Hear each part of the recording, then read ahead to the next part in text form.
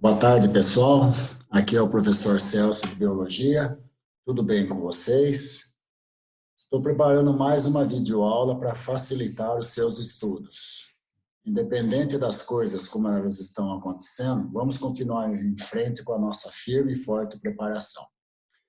O tema da aula de hoje corresponde às aulas de membrana plasmática, que também é conhecida como membrana celular ou plasmalema.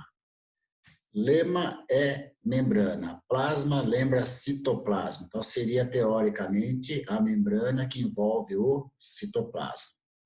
Ela é conhecida como membrana celular porque para ser célula tem que ter membrana plasmática, quer seja procariota ou eucariota.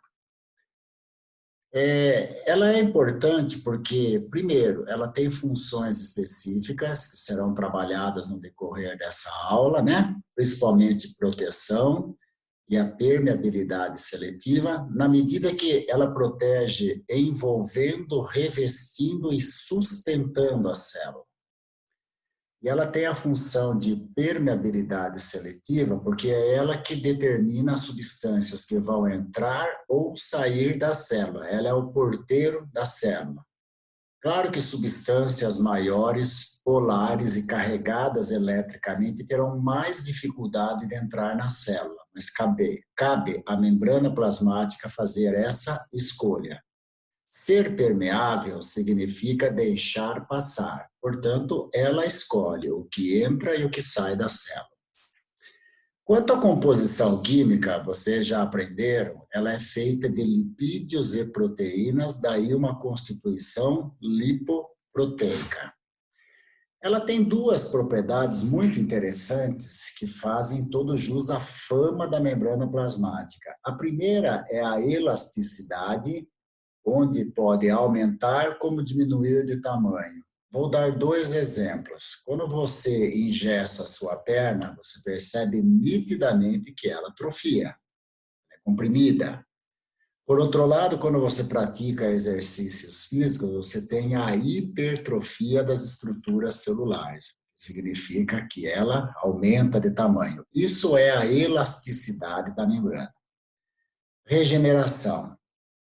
Para alguns seres vivos, a regeneração funciona como uma forma de reprodução assexuada.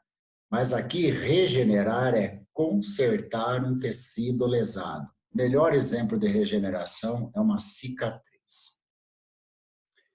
Aqui você já começa a ver o modelo atual, moderno, mais aceito de membrana plasmática, que foi proposto por Singer e Nicholson. Esse modelo mostra a membrana plasmática como uma estrutura trilaminar. Externamente aqui, ó, como se fossem essas bolinhas, você vê as proteínas. E aqui internamente, parecendo dois grampinhos, você vê uma bicamada lipídica.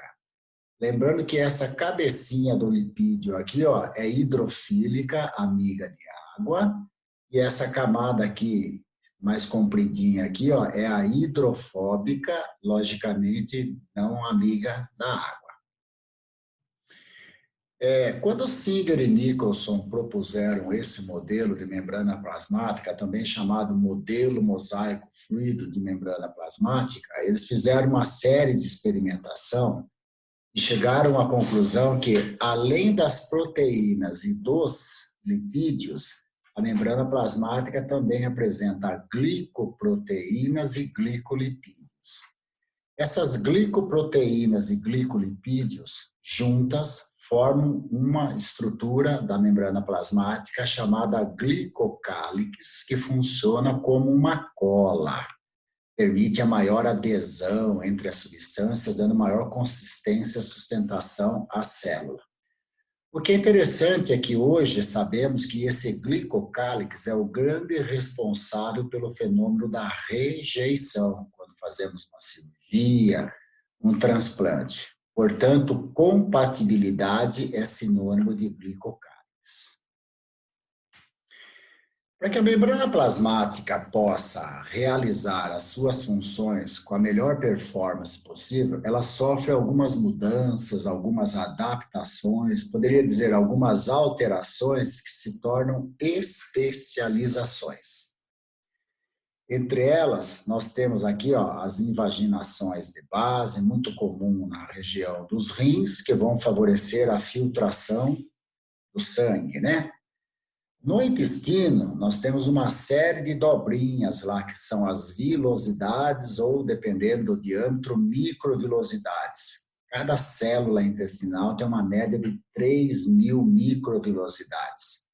Guarde bem, a presença de microvilosidades ou dobras no intestino ou na célula propriamente dita significa maior capacidade de absorção. Tá bom? Aqui você está vendo um outro desenho aqui, né, do modelo de Singer e Nixon, mostrando aqui, a dupla camada lipídica sendo envolta por proteínas.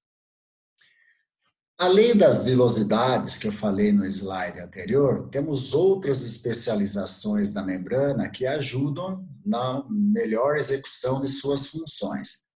Aqui nós temos os desmossomos, eles são muito comuns no tecido epitelial, na pele, e eles aumentam a aderência, a adesão, colando uma célula na outra, o que é muito bom para evitar a entrada de parasitas e também evitar lesões, choques traumáticos mecânicos. E aqui do lado direito, vocês veem as interdigitações, elas são muito comuns nas células do fígado, do rim, do coração. Elas funcionam como luvas e dedos, encaixando uma célula na outra e, obviamente, trazendo mais aderência, mais proteção, mais sustentação, mais proteção. Temos outras estruturas aqui, como a junção oclusiva e os nexos comunicantes. A diferença é que eles mudam o local, né? Mas, basicamente, todas essas especializações têm a mesma função. Então, fazendo um resuminho aqui para você, membrana plasmática, ela é uma estrutura lipoproteica, ela tem duas camadas de lipídio com uma de proteína, é uma estrutura trilaminar. Funções ela tem, basicamente, proteção, revestimento, envolvimento e a maior das funções, a mais famosa, é a permeabilidade seletiva. E as principais especializações, adaptações, são as microvilosidades, que aumentam a absorção, as invaginações, que melhoram o transporte, os desmossomos e as interdigitações, que melhoram a adesão entre as células. Em termos de Enem, de vestibular, um dos assuntos que mais cai envolvendo a membrana plasmática é a sua participação nos transportes celulares. Os transportes celulares podem ser passivo ou ativos.